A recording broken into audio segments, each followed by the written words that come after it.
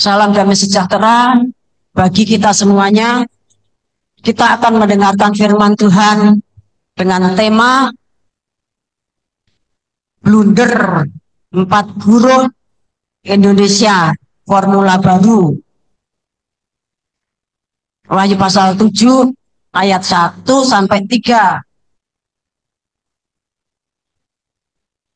Formula itu artinya cara atau kiat atau metode, ya, rahasia atau resep atau rumus atau petuah, ya. Jadi di dalam formula baru ini banyak mengandung hal-hal yang sangat, ya, rahasia, penuh dengan, ya, kesaktian yang sangat sakti, bisa dikatakan sakti Mondroguno.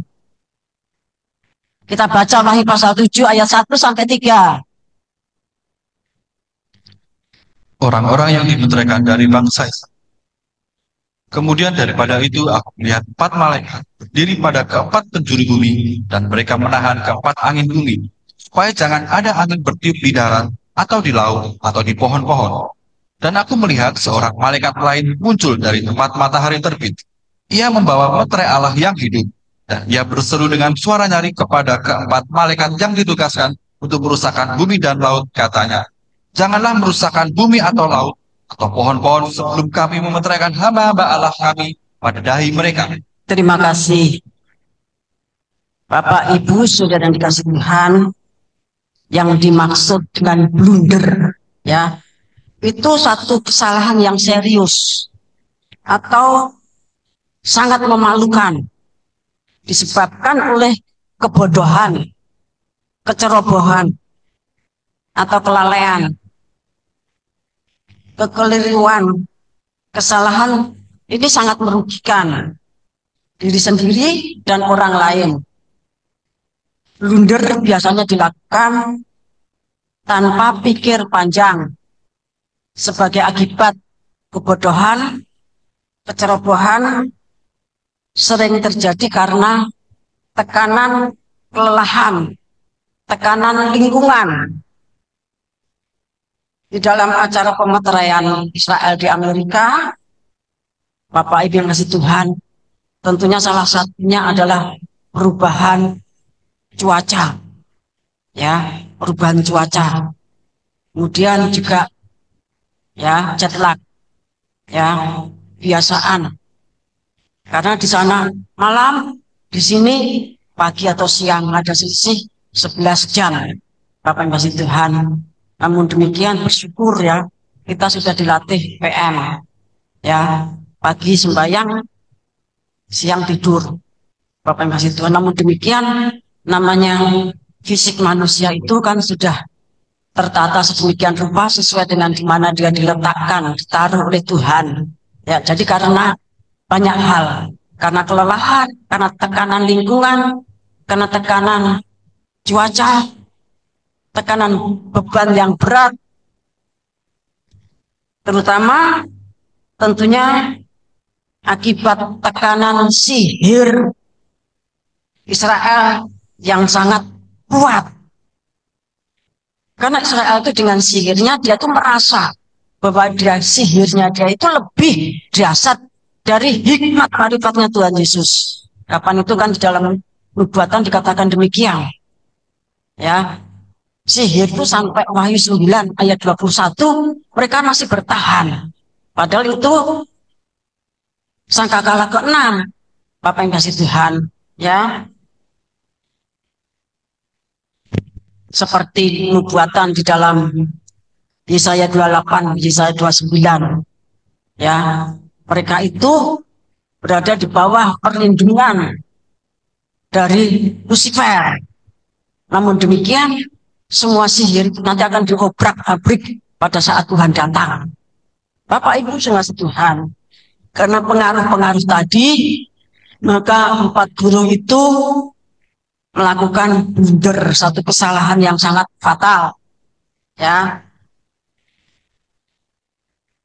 Ini tentunya tentang peperangan hierarki dengan kuasa jahat atau sihir yang pusatnya tentu di Amerika, di Amerika dan Israel, yang menjadi pusat NWO. Bapak Ibu Saudara yang dikasihi Tuhan, oleh sebab itu Efesus 6 ayat 10 sampai 12 itu menegaskan supaya kita itu sungguh-sungguh mempersiapkan diri dengan segala senjata-senjata rohani yang Tuhan sudah berikan. Karena kita akan berhadapan dengan pemerintah, penguasa, penghulu, dan roh-roh jahat darah. Dan yang nyata-nyata itu sihir. Yang mana mereka itu merasa dengan sihir itu, dia itu lebih dahsyat dari Tuhan Yesus Kristus dalam hikmat dan ma'rifatnya. Sebelumnya, untuk masuk lebih lanjut, Bapak Ibu kasih Tuhan, Senin 27 Januari 2025 jam 19.30, itu diberitahu bahwa guru Indonesia, guru kedua dan ketiga, serta 30% penatua, 30% penghulu jatuh gugur dari batu gilang, batu gilang putih. Namun demikian, mereka itu terus akan dididik Tuhan menjadi sakti Mondroguno untuk membantu Musa dan Elia di dalam zaman Antikris. Kemudian apa yang Tuhan sudah tetapkan itu diumumkan di dalam PM Selasa 28 Januari 2025 jamnya jam PM Kemudian Rabu 29 Januari 2025 jamnya jam PN. Bapak Ibu yang dikasih Tuhan. Kemudian khotbah hari Minggu 9 Februari 2025 jam ibadah yang dimulai jam 18 atau jam 6 dari 2.400 yang ikut ke gerakan Kuda Putih dari timur ke barat, dari Indonesia ke Amerika, itu yang diharpaso 53%. Yang 47% tidak diharpaso, harus berhadapan dengan antikris model Amerika. Antikris model Amerika itu senjata. Bapak yang kasih Tuhan, senjata tembak, tentunya yang dimodifikasi dengan cara-cara yang lebih keji, kejam, sadis, berbeda dari biasanya. Itu harus dihadapi oleh 47% dari 2.400 tim dari timur ke barat. Oleh sebab itu, Bapak Ibu saudara Tuhan, kita harus betul-betul ekstra hati-hati. Harus ekstra hati-hati. Hierarki formula baru 1770 490 sudah terisi, sudah diganti oleh Tuhan. Sudah diganti. Karena sejak tahun 2016 itu Tuhan tuh sudah mulai mosojonya, sudah mulai mati itu sudah mulai meneliti. Tuhan sudah mulai mengobservasi. Tuhan sudah mulai melihat-lihat. Sehingga sekarang ini hierarki formula baru itu sudah lengkap. Kita baca Matius 13.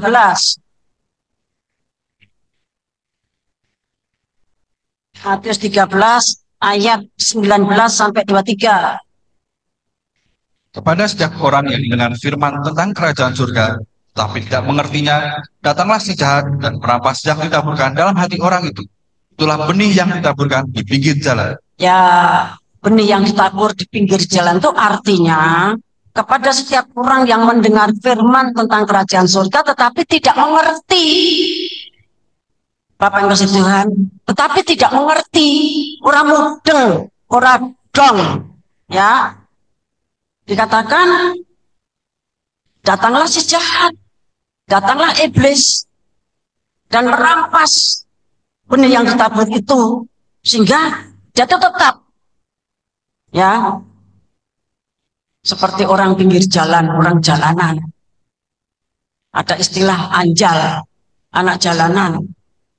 Anak jalanan itu kan saudara tahu seperti apa. Nah, ini orang yang tidak mendengar firman tapi orang mudeng. Oleh sebab itu kalau mendengar firman dan belum paham, lebih baik diam. Bapak masih Tuhan, lebih baik diam. Memohon urapan Roh Kudus. Seperti Bapak Yakub, seperti Ibu Maria, memohon urapan Roh Kudus. Nanti dengan urapan Roh Kudus itu, huruf yang mematikan itu akan hidup dan berbicara kepada kita. Jadi kemarin saya diperingatkan untuk memberitahu semua yang berada dalam grup yang ikut di dalam PM dengan segala acaranya, baik pengarahan, ya, baik pencurahan Roh Kudus maupun nubuat-nubuat, supaya ekstra hati-hati. Kalau belum paham, kalau belum mengerti, dia menimbun urapan. Nanti ya huruf itu akan hidup. Huruf itu mematikan, tetapi roh itu menghidupkan. Tetapi kalau tidak ada urapan Roh Kudus, iblis datang. Ya, Matius 13 ayat 19 jelas. Orang yang tidak paham itu, ya, si jahat itu merampas. Sehingga kondisinya ya tetap seperti anak jalanan atau orang jalanan. Terus ayat yang ke-20. Benih yang ditaburkan di tanah yang berbatu-batu ialah orang yang mendengar firman itu dan segera menerimanya dengan gembira. Tetapi ia tidak berakar dan tahan sebentar saja. Apabila datang penindasan atau penganiayaan karena firman itu, orang itu pun segera murtad. Ya, jadi kita kan diwajibkan supaya hati kita itu dibersihkan dari karat-karat, dari kerak-kerak, dari batu-batu kerikil, bahkan dari pasir yang ngeres. Anak muda sudah sangat mudeng. Ngeres itu artinya apa?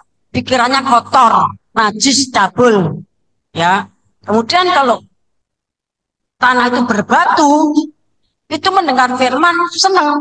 Tapi kemudian ketika terjadi proses, ada penindasan, ada penganiayaan, artinya ada 9 proses, ya, 9 proses salib, maka secepatnya murtad.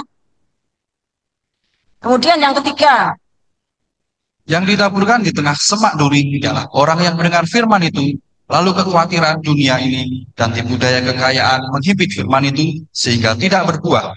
Nah, firman itu dihimpit, digubet, ya, oleh semak duri. Semak duri itu apa?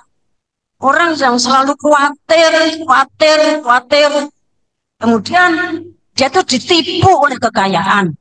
Padahal kekayaan itu membinasakan. Ditipu oleh kekayaan. Pengen cekel duit. Pengen duit. Wajar, bisa darah daging, sepertiganya seperti itu. Tetapi yang 2/3 itu, Bapak Ibu Tuhan, jiwa roh kita itu, ya, sangat bersuka cita manakala kita itu pikul salib dan menanggung 9 penderitaan salib. Nanti saya akan berbicara tentang hal tersebut. Jadi Bapak Ibu Tuhan, firman itu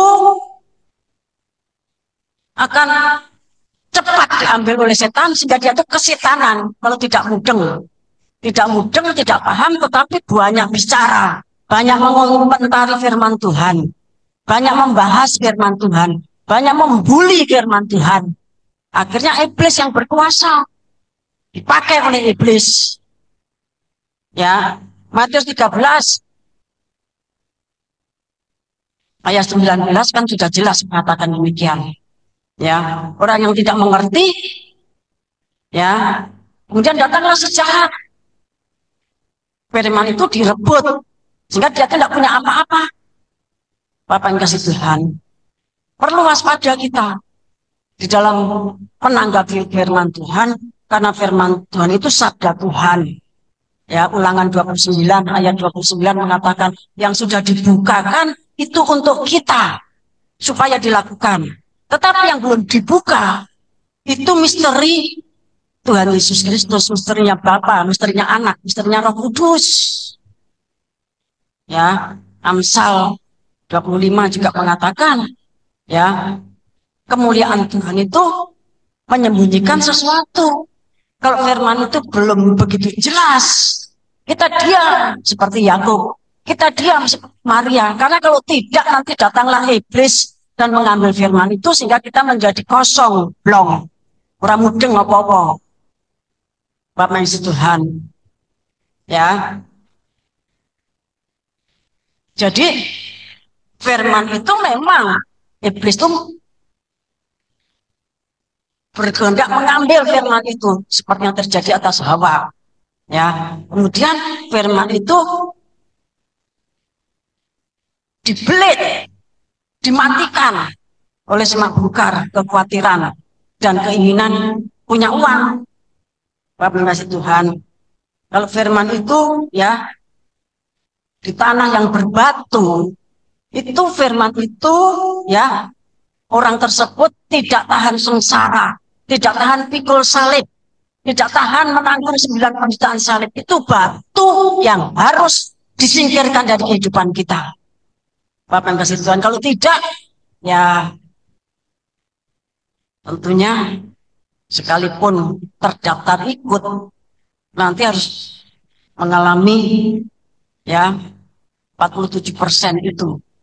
Bapak yang kasih Tuhan, tembak sama antikris model Amerika.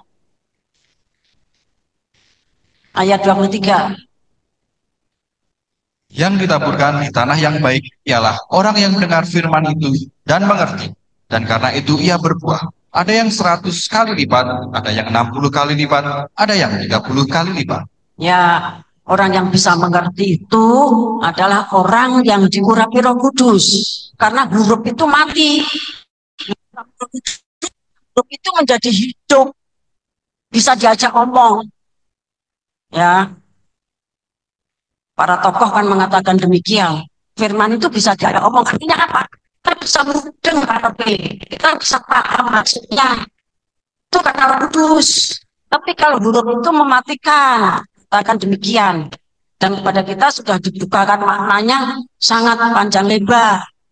Bapak yang kasih Tuhan, oleh sebab itu kalau kita ini belum mudeng, diam, timbun urapan, maka kita akan paham. Tapi kalau tidak mudeng, kemudian ngoceh, iblis yang datang. Ya, iblis yang datang. Matius 13 ayat 19 mengatakan demikian dengan sangat jelas. Iblis itu datang, firman itu diambil sehingga dia itu tidak punya apa-apa. Bapak yang kasih Tuhan, ya, antikris Amerika itu bekerja melakukan penyiksaan dan pembunuhan dengan segala jenis senjata tembak. Ya, tim yang berangkat dari timur ke barat, Matius 24 ayat 27, sejumlah 2.400 personel yang berumur, ya, personel, ya, dari 2.400 tadi yang berumur 15 tahun ke atas, ya nanti akan diberikan senjata dengan surat resmi. Ya, tentu belinya di sana dengan surat resmi. Bapak yang kasih Tuhan, ya. Oleh sebab itu, Bapak Ibu yang kasih Tuhan, supaya kita tidak tergolong di dalam 47%, ya, yang nasibnya sama dengan 2 guru, 30 penatua, 30 penghulu. Tuhan itu adil. Bapak Ibu Tuhan, yang ditinggal masuk masa antikris, yang Buddha ya masuk masa antikris. Namun demikian, karena baru diberitahukan, ada kesempatan. Bapak yang kasih Tuhan, ada kesempatan untuk bertobat, ya. Rahasia firman Tuhan, ya, yang sudah dibukakan ini menjadikan kita banyak koreksi diri, ya, banyak minta ampun, banyak berbenah, ya. PM yang sudah kita jalani selama 144 hari, ya, itu harus ditekuni. Itu merupakan satu kewajiban bukan sungkan sama saya atau bagaimana, tetapi karena kita ini mencintai Tuhan Yesus Kristus, karena cinta, karena kasih pada Tuhan, ya. Kemudian kalau terjadi teguran-teguran yang keras, sehingga semuanya harus bertobat seperti Niniwe. Kalau kita bisa bertobat seperti Niniwe, Bapak yang kasih Tuhan, maka 47% itu bisa dihapus, sehingga 100% mengalami harpasun. Bapak yang kasih Tuhan, itu janji Tuhan. Namun demikian kita perlu bertobat, kita perlu tekun mengikuti PM ini. Tua muda, lagi perempuan, anak kecil, bayi, Bapak yang kasih Tuhan. Karena ya di tempat ini kita dilindungi pada saat gempa bumi terjadi, ya semuanya dilindungi, Bapak yang kasih Tuhan. Tadi sore saya membaca, ya tanggal sekarang ini tanggal 16 Februari jam 4 itu sudah bicara megateras lagi, ya sudah bicara megateras. Terus saya tanya, iki sing ngongkon sapa? Ya Gusti Allah lah. Jadi orang yang menerus itu disuruh sama Tuhan untuk mengingatkan kita, Bapak yang kasih Tuhan, ya. Kemudian kita wajib bertobat seperti Niniwe, ya. Kemudian dari tadi Matius 13 tadi, ya jangan sampai saudara tidak mudeng firman, tapi saudara banyak ngoceh, banyak menghakimi firman, membelit firman dengan semak belukar. Nanti saudara malah dikuasai iblis. Kemudian meditasi diaktifkan dengan pernapasan segitiga. Ya, meditasi dengan pernapasan segitiga itu diaktifkan. Itu yang membuat kita nanti tenang. Kemudian kita akan melihat sinar kemuliaan Tuhan di dalam wujudnya yang berbeda-beda untuk satu pribadi yang lainnya. Kemudian latihan fokus, ya, yang dulu diajarkan selama karantina di Laguna selama 2 tahun, 2013, ya, full dan 2014, itu harus diaktifkan. Kalau dulu kan kertas, kemudian ada apa namanya gambar potlot, ya, taruh dulu menghadap ke sana, ada yang menghadap ke sana, ditaruh di kamarnya masing-masing. Tapi sekarang saudara bisa fokus sehari 24 jam dimanapun kita berada. Pokok tidak sedang nyetir, ya, tidak sedang goreng-goreng pakai kompor, ya, terlalu pus kompornya meledos, ya, artinya sedang tidak melakukan aktivitas yang berbahaya. Dimanapun saudara bisa, sebelum ngantuk, sebelum tidur, raiso turu, rumah, delok langit-langit, ya, langit-langit maksudnya atap itu. Kemudian di situ seolah-olah saudara itu ada titik fokus, bisa dilakukan dimanapun.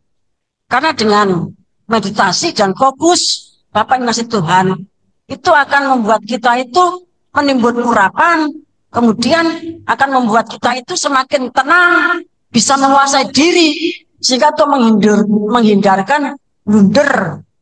Wahyu pasal 7 tadi, Bapak yang kasih Tuhan, itu bukan cuma 4 guru saja, Bapak yang kasih Tuhan, semuanya bisa, karena semuanya pegang pistol. 15 tahun ke atas itu semuanya pegang pistol. Nah nanti kalau tidak tenang, ya, sedang demam, karena cuacanya berubah, sedang pilek, ngeluh, kepusingan, Bapak yang kasih Tuhan, sudah begitu kaduen, ya, kaduen itu hanya kedinginan dan sebagainya, mangannya ora cocok. Aku mangan ngene iki ra iso. Merah mangan sego ora warak. Ya. Sehingga wetenge iki kerasa ngelih ki luwe. Padahal sama guru Amerika wis secepatnya apapun itu disiapkan. Ya. Dan sebab itu jauh-jauh hari, ya, kita pesen guru Amerika, tolong kita disiapin apa? Nasi, ya. Sama sambal bawang cukup, ya. Cukup kita. syukur ada tempe penyet. Bapak Ibu kasih Tuhan. Di sana disiapin makanan-makanan orang Amerika. Mencret. Ya. Nah, itu kan apa namanya penyebab blunder. Bapak Ibu kasih Tuhan. Ya. Oleh sebab itu, ya kita harus memperkuat fisik kita. Ada kunci membangun rogo. Bapak Ibu kasih Tuhan. Dimanfaatkan, dicari. Ya, gembala katakan jangan ditumpuk saja tetapi dicari di mana yang kita butuhkan. Ya. Kemudian ya cara yang paling mudah meditasi dan fokus. Kemudian ucapkan bahasa roh yang membangun kita di dalam hati. Bisa kuncinya Bobo Adam dan Nabi Musa. Ya, bisa kuncinya Raja Salomo yang membuat kita mengalami ya suasana mempelai sukacita. Bapak yang kasih Tuhan. Ya. Kemudian tentunya semua sudah hafal kuncinya Bapak Adam ya. Kuryosakila mayo dabinatu mihardo. Itu dikecapkan 7 kali, dibaleni lagi, dibaleni lagi. Kemudian kalau kuncinya Raja Salomo ya sanherana. Kurios, saduba. Makulata. Itu ucapan terus. Nanti kita ini akan dipenuhkan Roh Kudus sehingga ada sukacita. Sukacita kita karena Roh Kudus. Kalau tadinya sukacita kita itu karena duit, itu makan katanya. Ya, itu makan. Formulanya makan. Tetapi kita harus dirubah. Harus berubah. Bapak Tuhan, sukacita karena Roh Kudus. Ya. Kemudian kalau kita terus melakukan kunci tersebut, Bapak yang kasih Tuhan, sampai pun nanti kita di Amerika, ya. Nanti kita itu digembalakan oleh Tuhan. Karena Tuhan itu tiang api dan tiang awan yang mendegani, yang memimpin kita, yang membawa kita melalui tempat-tempat yang tidak pernah diinjak oleh manusia. Suatu tempat yang terlindung dari musuh. Bapak yang kasih Tuhan. Jalan apa itu? Ya belum tahu kita jalan mempelainya. Ya. Wahyu 14 ayat 1 sampai 5 itu mengikuti anak domba kemanapun dia pergi. Melalui jalan-jalan yang tidak pernah diinjak oleh kaki orang. Itu perjalanan takut. Bapak yang kasih Tuhan. Sehingga kita bisa berkata, sekalipun aku berjalan dalam lembah taman atau lembah bayang-bayang maut, ya, aku tidak takut bahaya, sebab engkau besertaku, gadamu dan tongkatmu itulah yang menghibur aku. Jadi ada penghiburan dari gada dan tongkatnya Tuhan. Manakala Tuhan itu menghalau dan gebuk musuh-musuh dari kegerakan kuda putih. Bapak Ibu ngasih, ya. Kita aktifkan ya kunci makrifat pangreksa rajut aling bardo mayo ya. Itu dulu di ruang pitan itu anak-anak remaja ya, hierarki kecil itu sudah saya kasih semuanya ya. Demikian juga hierarki ya 568 yang di Indonesia ya. Ada yang namanya aling tubuh Kristus ya. Aling tubuh Kristus itu untuk mengaling orang sealon-alon, orang sebanyak berapapun, itu namanya aling tubuh Kristus. Ya, itu punyanya malaikat sang surya. Tapi untuk kita, ya, ada pangreksa rajut aling bardo mayo, Bapak yang kasih Tuhan.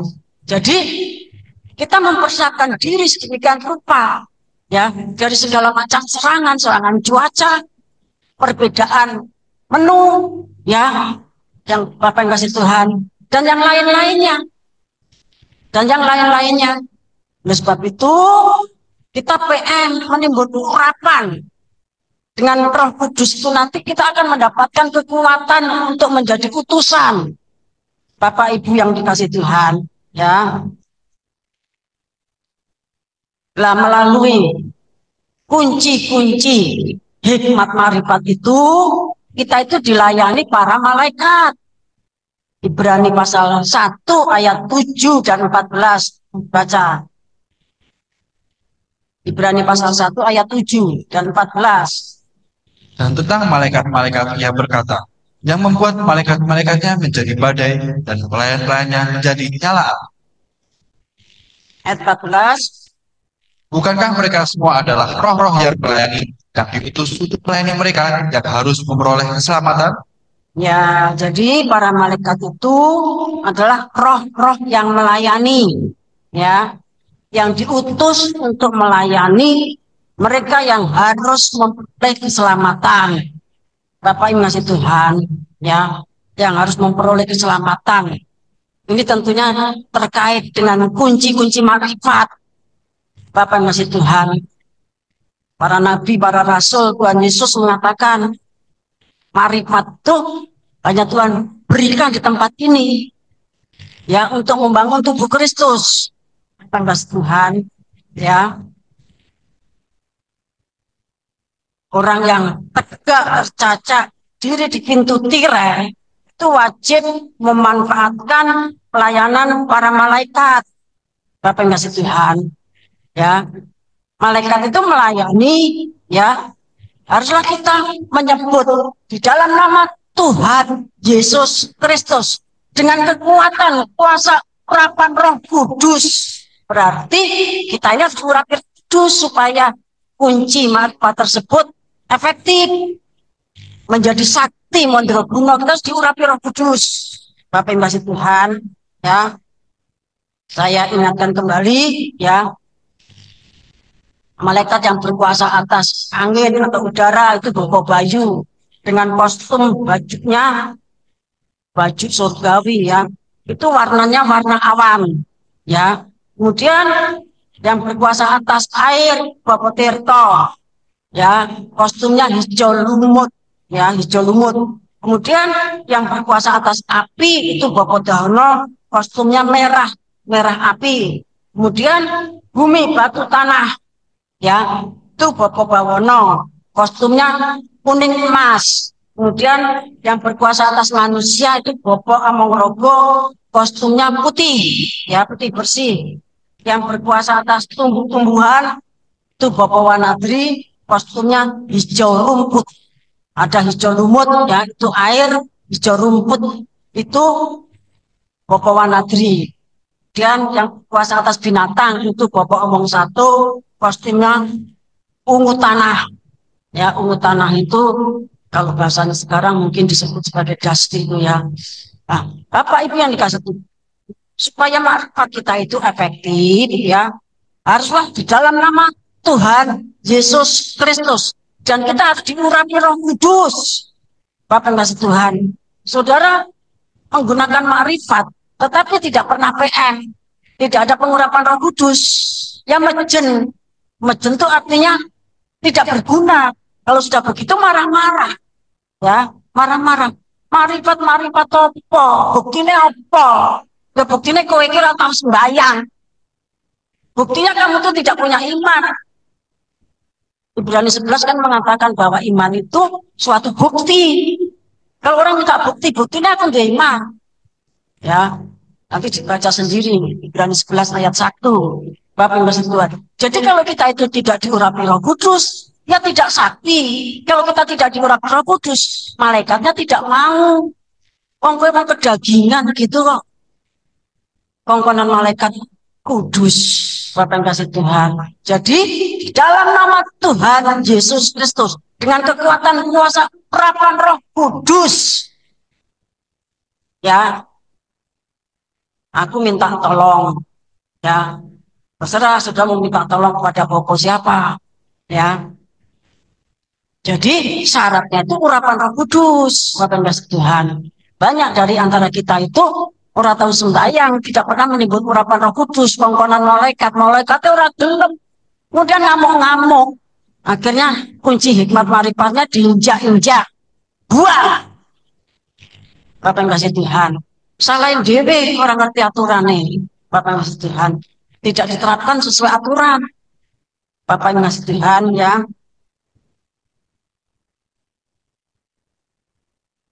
Kita baca Mazmur 35 ayat 1 dan seterusnya.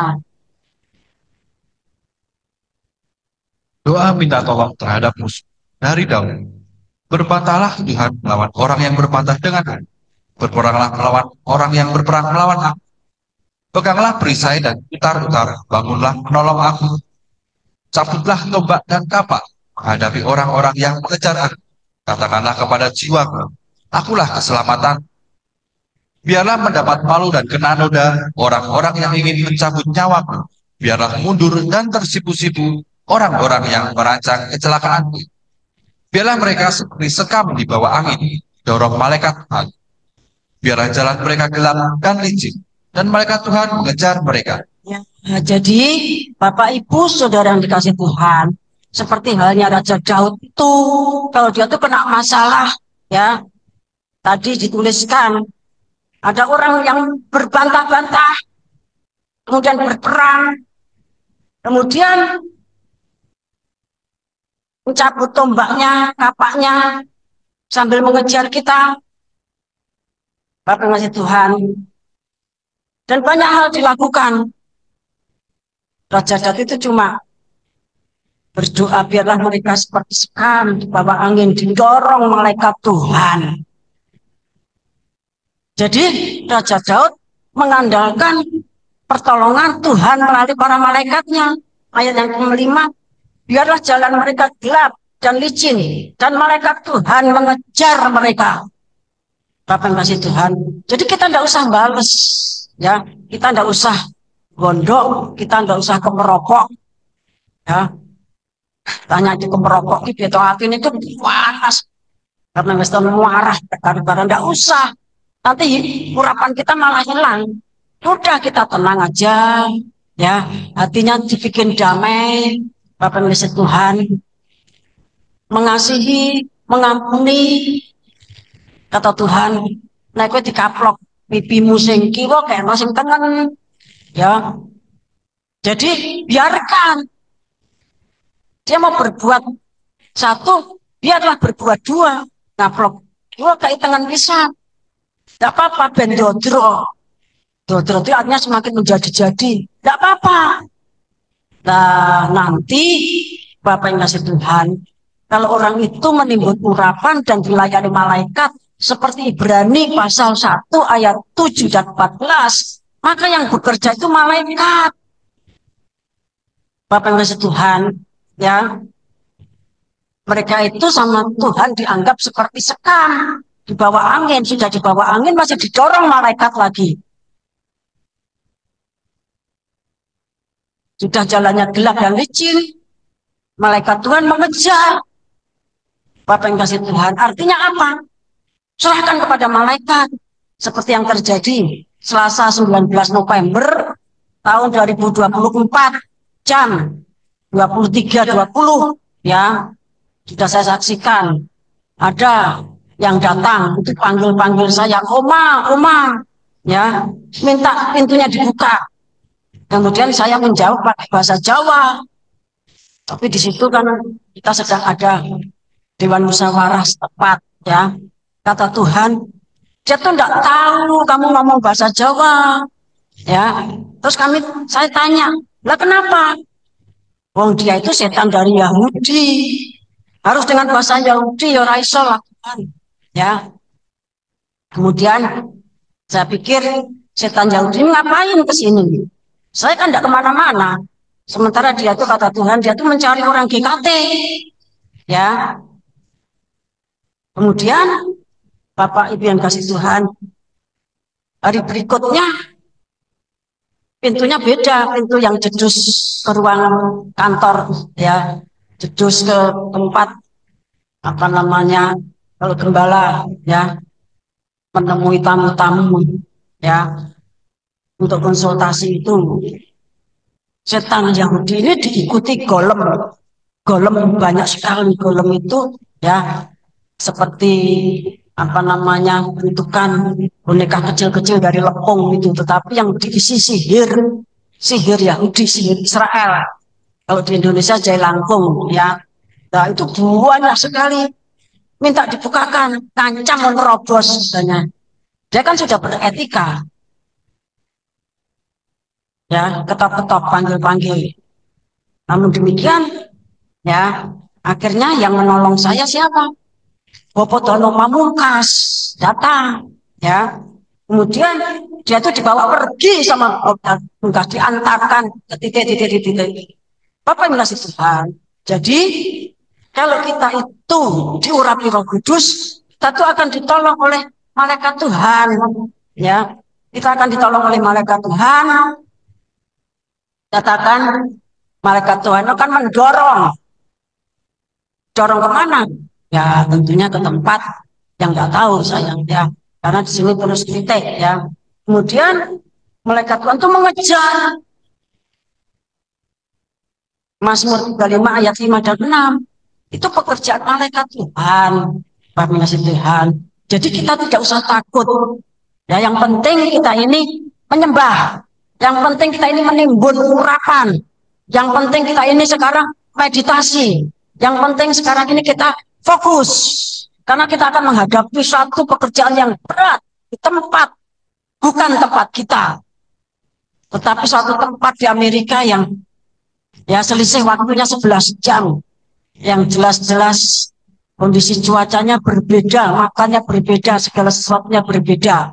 Nah, untuk kita itu bisa ya menghadapi semuanya itu, yaitu kita diurapi Roh Kudus. Kita sakti Mondroguno, kita terus meditasi, Bapak kasih Tuhan, ya, dan melakukan fokus. Kalau sudah fokus, Bapak kasih Tuhan, maka tentunya nanti lain waktu, apalagi kalau Wahyu 10 sudah digenapi, kita akan diajar lebih jelas dan lebih jelentreh. Lebih jelentreh itu artinya lebih detail. Bapak Ibu yang kasih Tuhan, ya. Kita baca Wahyu pasal 5 ayat 6.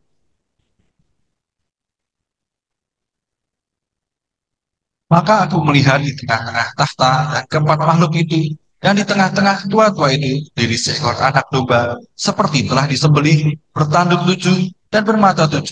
7 roh Allah yang diutus ke seluruh bumi. Ya, jadi tim dari timur yang akan pergi ke barat itu harus tempel sama salib. Kan sini katakan tengah-tengah tua-tua itu berdiri seekor anak domba seperti telah disembelih.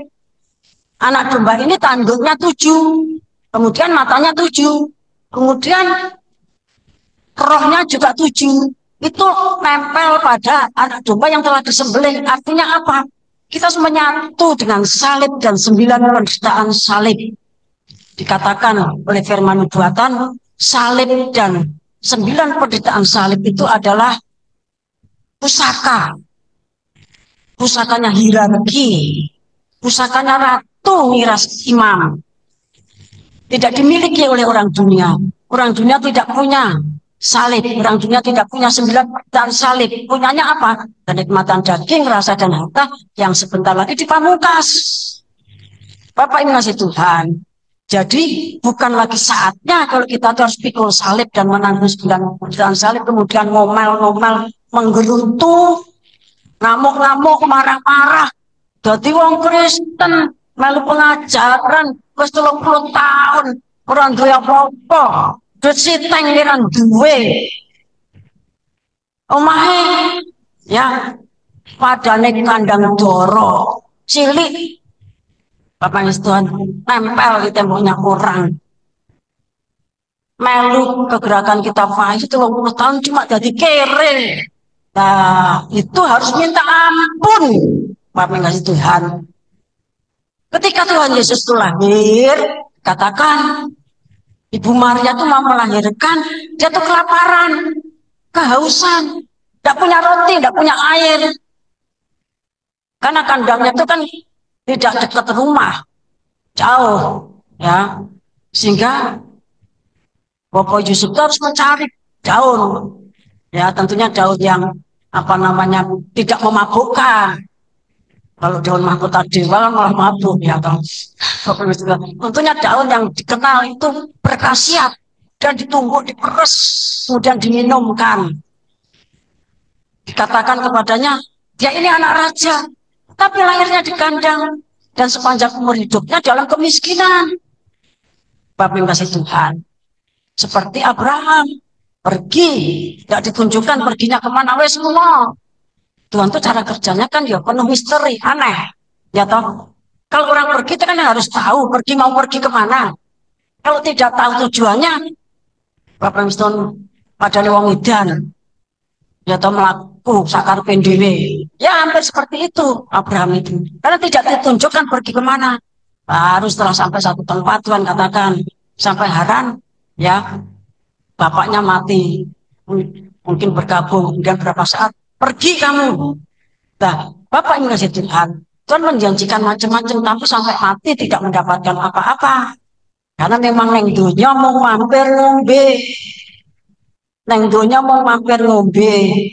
Bapak yang kasih Tuhan, setelah ngombe pulang ke rumah Bapak, ya kita berharap 100% dia palsu, ya. Kalau kita semuanya bertobat seperti Nineveh, kemudian betul-betul mentaati yang Tuhan perintahkan, menimbun urapan, ya. Kemudian latihan fokus dan meditasi. Kunci marifat dibuka lagi sesuai dengan kebutuhannya masing-masing. Kalau saudara itu merasa 490, ya tentunya saudara harus sakti Mondroguno. Kalau saudara itu merasa bilangan 70, ya harus lebih sakti. Kalau saudara merasa 70, ya kudu luwih sakti meneh. Bapak yang kasih Tuhan. Ya jangan sampai saudara punya cita-cita dhuwur tapi keset. Bapak yang kasih Tuhan, orang malas, ya tidak pernah ikut PN, itu nanti ditinggal masuk masa antikris. Ya, kalau saudara itu kurus, ya, kurus kering, saudara akan digemukkan dulu. Dikai panganan sing enak-enak. Kalau sudah gemuk, dibelah, dipotong-potong dagingnya dimakan. Karena antikris itu adalah orang-orang yang sudah dirasuk iblis. Materai pasal, materai yang keempat. Ya, ketika maut dan jurang maut itu terbuka, materai kelima zaman antikris. Bapak yang kasih Tuhan. Sebab itu Bapak Ibu Saudara yang kasih Tuhan, kita tidak bisa main-main dengan waktu. Waktunya tinggal sedikit dalam hitungan hari. Karena pertengahan 2025 kita sudah bergerak. Jadi kita mau siap-siap kapan lagi? Kita mau menghimpun urapan kapan lagi? Kalau semua nabi dikirimkan, para rasul dikirimkan, Tuhan Yesus sebentar datang, sebentar datang, sebentar datang. Itu bukan permainan. Itu karena sayangnya Tuhan itu sama kita, jaitun liar, kesayangan Tuhan. Karena kita tegak tercacak di pintu tirai. Kita mau tegak tercacak di pintu tirai. Lah bagi yang tegak tercacak di pintu tirai, Tuhan katakan Alkitab itu tidak berubah. Yang berubah itu tirainya semakin hari semakin dibukakan. Sehingga yang tidak pernah dilihat orang, kita melihat. Yang tidak pernah didengar orang, kita mendengar. Yang tidak pernah muncul di hatinya orang, kita bisa membatinkan, bisa memikirkannya. Tapi kalau orang itu di pintu gerbang atau di mesbah kurban bakaran, di bejana pembasuhan, Bapak nggak setuju, dia tidak lihat apa-apa. Tidak lihat apa-apa. Bapak nggak Tuhan. Yang tidak dilihat ya halaman. Harus bertobat, harus lahir baru. Bapak nggak Tuhan. Kalau dia main-main dengan pertobatan dan lahir baru, lari ke sana kemari, keluar dari pintu gerbang, ya dia berhadapan dengan dunia. Bapak Ibu yang kasih Tuhan, ya itu yang kita dengar dari para nabi, rasul yang bernubuat. Itu tidak ada di belahan dunia lain. Kalau yang mengatakan demikian itu seorang teolog, Bapak Tuhan, yang masih hidup dalam darah daging, ya namanya teori itu bisa salah. Ya para sarjana, para magister, para doktor itu membuat teori. Oh teori iki yang terdahulu dibenahi lagi, dibenahi lagi, dibenahi lagi. Tidak pernah selesai. Tetapi kalau Tuhan yang bersabda firman itu kekal. Dan itu merupakan satu kepastian. Kalau Tuhan mengatakan para nabi, para rasul itu cuma turun di tempat ini, tentunya tidak turun di tempat lain. Bapak yang kasih Tuhan, tidak turun di tempat lain. Karena untuk turun di tempat ini tuh ada jadwalnya, ada yang mengantar, ada yang menjemput. Mereka harus berbicara berapa jam, berapa menit, itu diatur. Bapak yang kasih Tuhan, yang mengatur siapa? Yang mengatur ya mempelai pria surga, kepala gereja, Bapak yang kasih Tuhan. Ya, jadi demikian kita harus memperhatikan. Ya, jadi kalau kita tuh betul-betul menyatu dengan anak domba yang tersembelih, maka dari anak domba yang tersembelih itu nanti keluar 7 roh Allah, 7 tanduk, dan 7 mata. Artinya kita tuh menyatu dengan korban Kristus, maka ketiga hal itu kita miliki. Bapak yang kasih Tuhan. Ya, kita miliki. Itu dimulai dengan sekarang kita sudah masuk gerimisnya Pentakosta. Ya.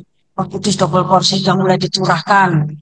Ya, kalau nanti PM, ya pagi nanti kita harus ada kerjasama dari semua song leader yang sudah ditunjuk oleh gembala, ya itu harus kerjasama. Bapak Tuhan, supaya yang ngantuk itu jangan sampai nanti buli-bulinya tuh mengkurap. Kalau buli-bulinya tengkurap, ya menghadap ke bawah botolnya, tidak ada minyaknya, ya terpaksa dia harus masuk masa antikris. Beli minyak kepada Musa dan Elia, pada 2 guru, ada 30 penatua, 30 penghulu. Lah, mereka di zaman antikris tidak punya minyak, tidak jual minyak, tetapi jualnya ya adanya 2 pohon zaitun. Artinya apa? Oh, jalur pengen tuku lengo to. Orang duwe lengo, duwene iki lho pohon zaitun. Zakaria itu ya tak senggeke ya. Senggek itu artinya ada kayu yang untuk ngambil mangga, manggil 2 buah itu disenggek, diambil, kemudian diperes, digepok dulu, diremukkan, baru itu diperes. Artinya apa? Dia tuh dijatuhkan, kemudian darahnya diperas sampai habis, karena selama ada kesempatan mengabaikan darah Kristus. Pada zaman antikris darah Kristus tidak berlaku. Itu yang menyatakan Tuhan Yesus sendiri. Maka dia harus membayar dengan darahnya. Dan Tuhan hadir memberikan kekuatan. Seperti Tuhan berdiri melihat Stefanus yang dirajam batu itu. Ya, kita di Amerika juga berdoa ketika yang tertinggal itu pancung. Wahyu 20 mengatakan demikian, pancung kepalanya ketika mereka sedang diinterogasi. Ya, ketika mereka sedang diinterogasi, kita mintakan Roh Kudus kuasai Tuhan ini, jangan sampai murtad, jangan sampai murtad, jangan sampai murtad. Lebih baik ya mengalami pedang daripada ditawan. Ditawan itu artinya murtad, masuk neraka.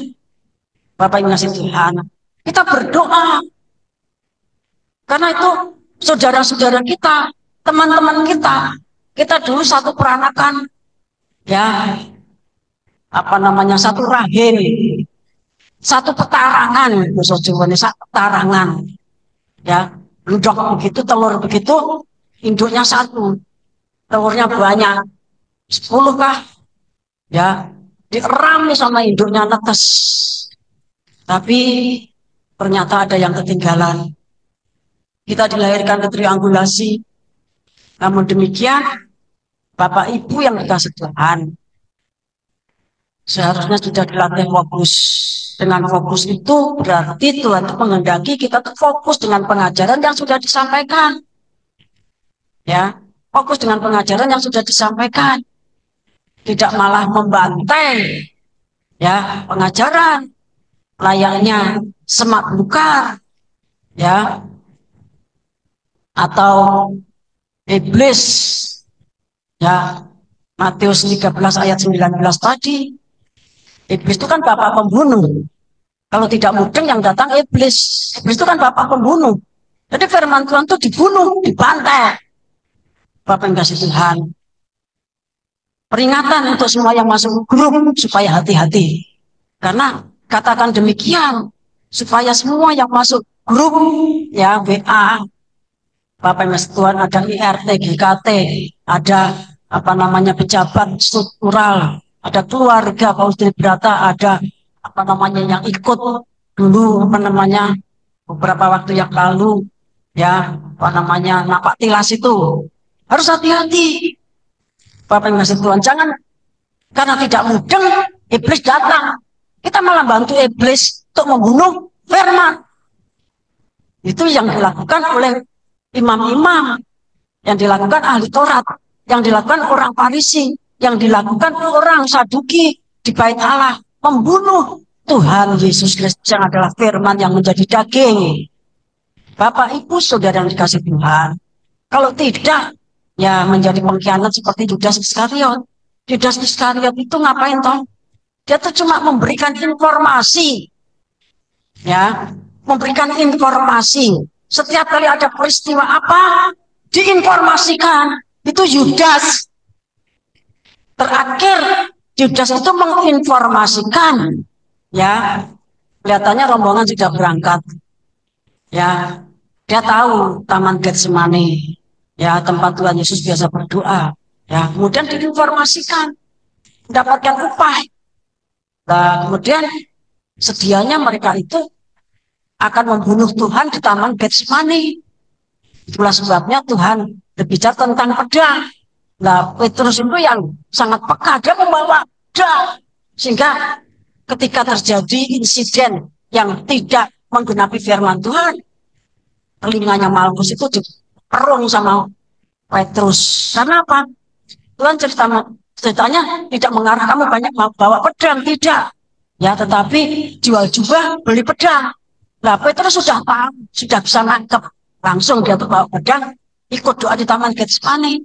Bapak Ibu Tuhan, betul. Ya, Yudas sudah merancang satu pembunuhan. Ya, Yudas cuma kasih informasi. Ya, tapi orang-orang bait Allah itu ya merancang satu pembunuhan supaya Tuhan Yesus dibunuh di Taman Getsemani, bukan di Bukit Golgota. Artinya apa? Tuhan Yesus itu akan dijadikan bukan domba Paskah.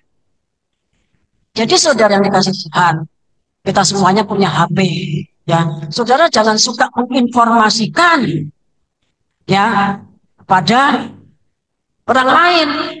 Firman itu dimamah biang untuk diri sendiri, mau diri sendiri mudeng angel kok, ya. Semua diceritakan yang jobo, Pak Tuhan. Kan saudara tahu, informan itu kan harganya mahal. Orang memberi informasi itu kan mahal. Itulah tugasnya Mossad, KGB, ya CIA, Indonesia juga ada. Itu kan cuma kasih informasi dan mencari informasi. Nah, demikian juga di dalam tubuh Kristus ada ya pengkhianat-pengkhianat itu yang suka memberikan informasi. Neng kene nek wong nangis diinformasikan.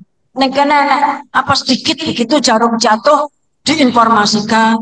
Di sini ada orang sedang ngapain diinformasikan. Yudas.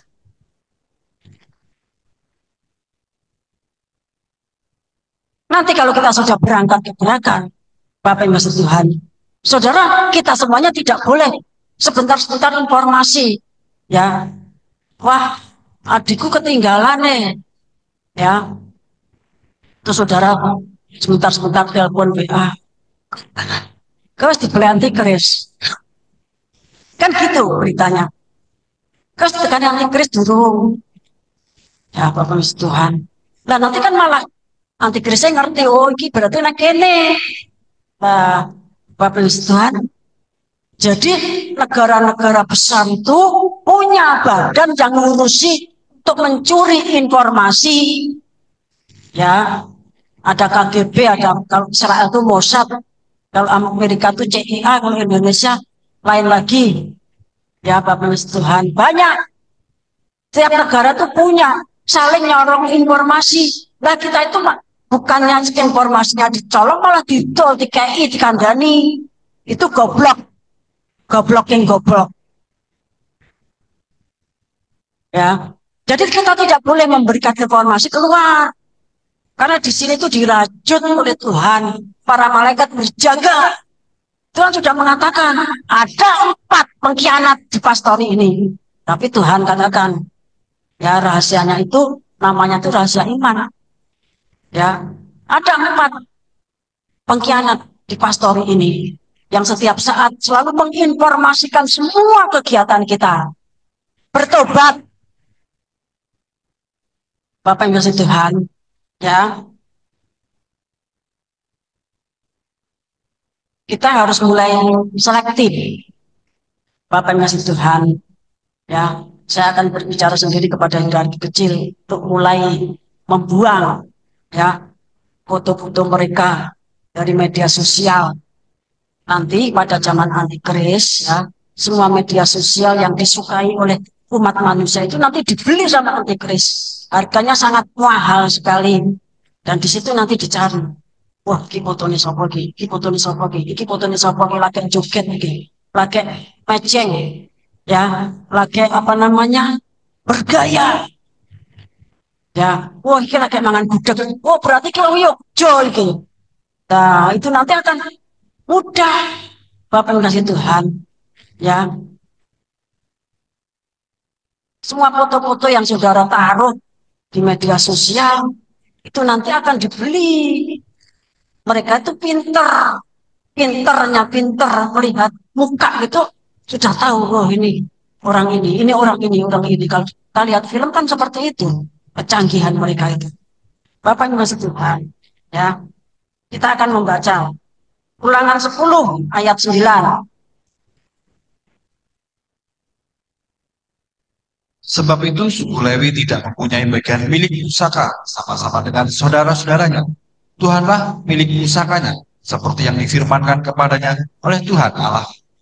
Ya, waktu pembagian tanah pusaka, dan itu jauh sebelumnya sudah difirmankan, ya, 12 suku Israel itu semuanya nanti kalau masuk Kanaan, melalui perang Kanaan, mereka mendapatkan tanah pusaka. Tapi suku Lewi itu tidak punya pusaka.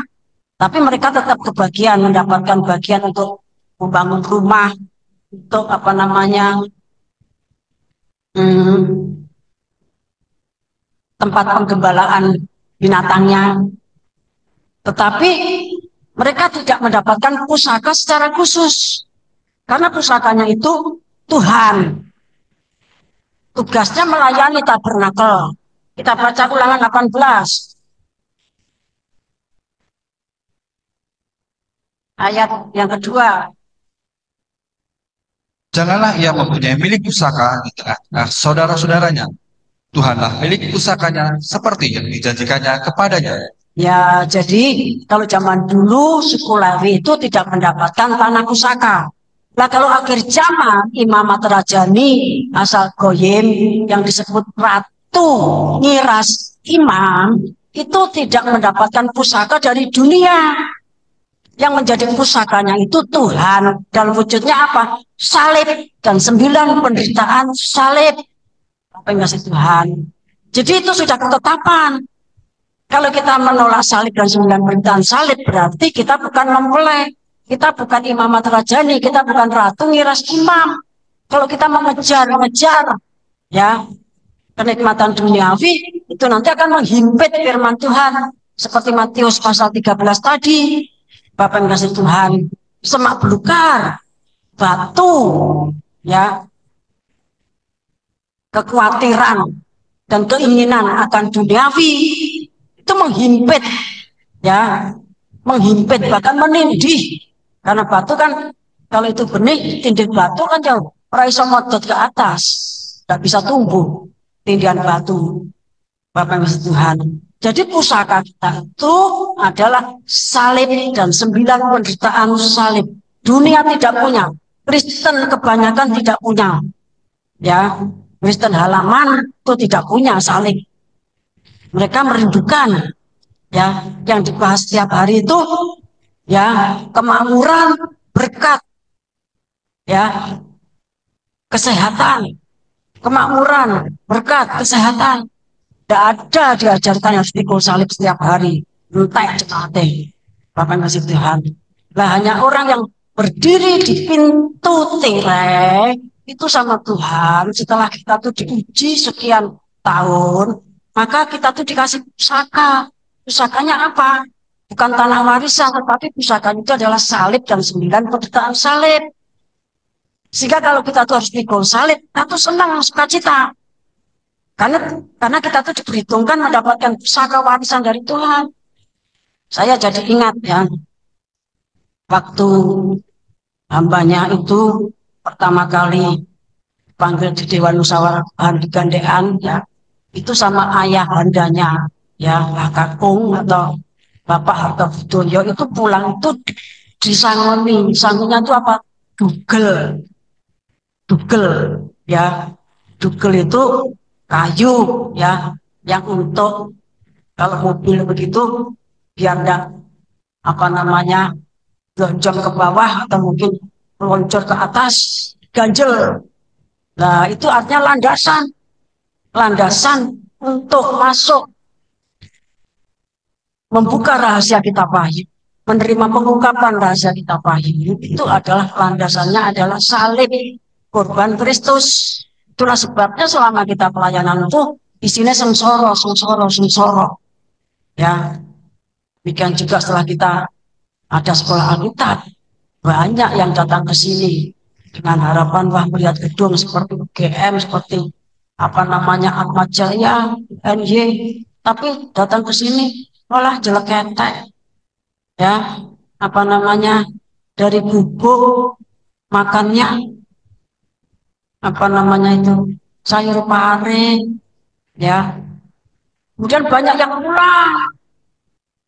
pulang, yang bertahan ya saudara yang sudah dipilih sejak zaman purba 90 juta yang tahun yang lalu. Bapak masih Tuhan kan semuanya dilihat sama Tuhan.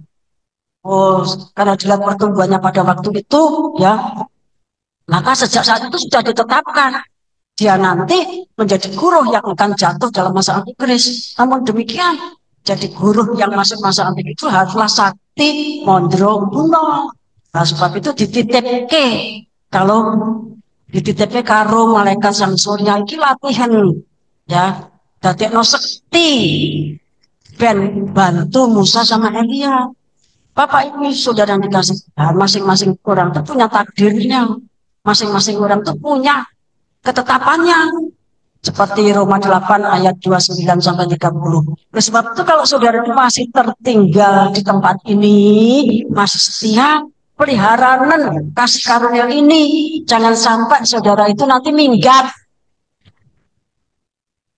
Ya, jangan sampai saudara itu nanti minggat. Kalau sudah dipilih Tuhan, saudara minggat, ada niat-niat minggat, nanti saudara, ya, Tuhan tuh bikin gara-gara, kan Allah Bapa tuh tukang bikin gara-gara, ya, sikilnya dipotol, kan sudah dikatakan, semua yang ada kakinya sudah dicencang sama Tuhan, ya, kakinya itu sudah dicencang sama Tuhan, diikat sama Tuhan. Kalau sudah diikat masih lari, kan orang kakinya dicencang, diikat lari, itu kan mesti geblak jatuh. Ya, Bapak Ibu kasih Tuhan. Karena apa? Tuhan itu sudah memilih kita, Tuhan sudah menetapkan kita. Biarlah kita mengikuti alur yang ditetapkan. Waktunya tinggal sedikit, bukan hitungan tahun lagi, tapi hitungan hari. Sebab itu, Bapak Ibu yang dikasih Tuhan, ya, biarlah kita ini mengandalkan, menjadikan hikmat makrifat itu sebagai pusaka, sebagai kekayaan, ya. Sebagai kekayaan yang menyelamatkan, bukan uang, bukan harta, karena itu miliknya antikris dan Lucifer. Ya, apa namanya kita baca kitab Nabi Daniel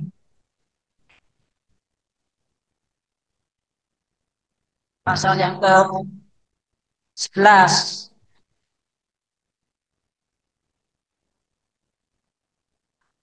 Daniel 11 ayat 32. Dan orang-orang yang berlaku fasik terhadap perjanjian akan dipujinya sampai murtad dengan kata-kata licin, tetapi umat yang mengenal Allahnya akan tetap kuat dan akan bertindak. Ya, jadi kalau kita tuh memang punya sifat fasik terhadap perjanjian, fasik terhadap firman Tuhan, fasik terhadap kitab Wahyu, maka nanti akan dibujuk sampai murtad. Kalau sudah membaca ayat di bawahnya, akan mendapatkan rumah, akan mendapatkan tanah yang banyak, akan mendapatkan jabatan, akan mendapatkan perempuan cantik, akan mendapatkan laki-laki yang ganteng. Bapak Ibu Tuhan, itu Lucifer itu punya semuanya. Bapak Ibu Tuhan, saudara akan dibujuk sampai murtad. Tetapi kalau tidak ada dasar fasik, ya,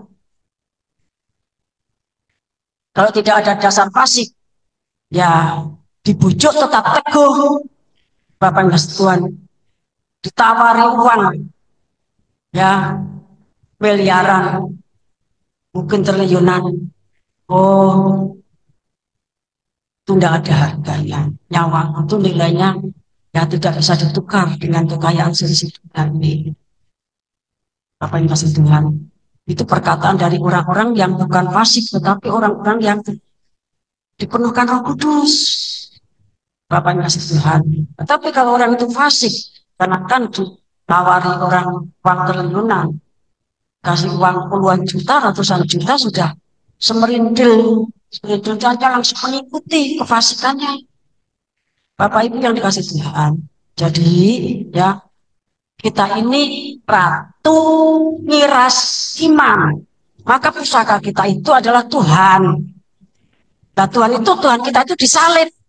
Ya berarti kita pusaka kita itu salib. Tuhan kita menanggung 9 penderitaan salib. Berarti pusaka kita itu 9 penderitaan salib. Kita menyatu dengan salib tersebut. Kalau kita menyatu dengan anak domba yang tersembelih, maka di dalam anak domba yang tersembelih itu ada 7 roh Allah, ada 7 mata, ada 7 tanduk. Bapak yang ngasih Tuhan. 7 roh Allah itu bicara tentang urapan yang sempurna. 7 tanduk itu, ya kalau di dalam kitab Nabi Daniel, tanduk itu bicara raja. Artinya kita itu akan punya otoritas di dalam kegerakan nanti, punya kuasa. Ya, kemudian 7 mata, kita tidak lagi seperti sekarang ini, tetapi mata batin kita akan terbuka, kita akan bisa membedakan roh. Oh, wong iki ketoke mukanya muka senyum dan berwajah gembira, ya, wajahnya wajah inosen, tetapi hatinya Yudas. Kita harus hati-hati. Nanti pergi ke Amerika, Bapak Tuhan ya. Di sana tuh orangnya putih-putih, dur-dur, mancung-mancung. Saudara, gerakan kuda putih malah mabuk. Orang mancung, ya toh, mabuk sama orang yang tinggi-tinggi putih itu. Sehingga saudara, lali kabeh kuncine. Ya, lali kabeh kuncine mabuk. Yang perempuan juga cantik, motornya biru. Bapak Yesus Tuhan ya. Nek orangnya keriting gitu, hidupnya lentik banget. Bapak Yesus Tuhan. Ya nanti saudara tidak jadi kegerakan kuda putih, malah bingung delokok. Itu semuanya harus diwaspadai. Karena jangan sampai blunder 4 guru itu nanti ya tentu menimpa para penatua, menimpa penghulu juga. Sehingga nanti mereka tuh bukan menembak antikris, tapi menembak temannya sendiri, menembak timnya sendiri. Sehingga timbul keributan yang dasar. Bapak Ibu Tuhan. Sehingga apa? Pemeteraian itu terhenti. Kita harus ngurusi mayat-mayat. Seperti zamannya Petrus itu. Ananias mati. Ya kan harus dikubur dulu. Kemudian datang Safira juga mati. Kan terhenti pekerjaannya Rasul Petrus pada waktu itu. Bapak Ibu Saudara yang kasih Tuhan. Jadi kita itu harus betul-betul siap lahir batin. 7 roh Allah, 7 tanduk. Ya. Kemudian 7 mata itu harus kita miliki. Kiranya saudara diurapi Roh Kudus bisa paham. Karena kalau tidak paham, datanglah iblis. Matius 13 ayat 19 itu. Ya, Tuhan Yesus memberkati kita semuanya. Kita pujikan Yesaya 5:23.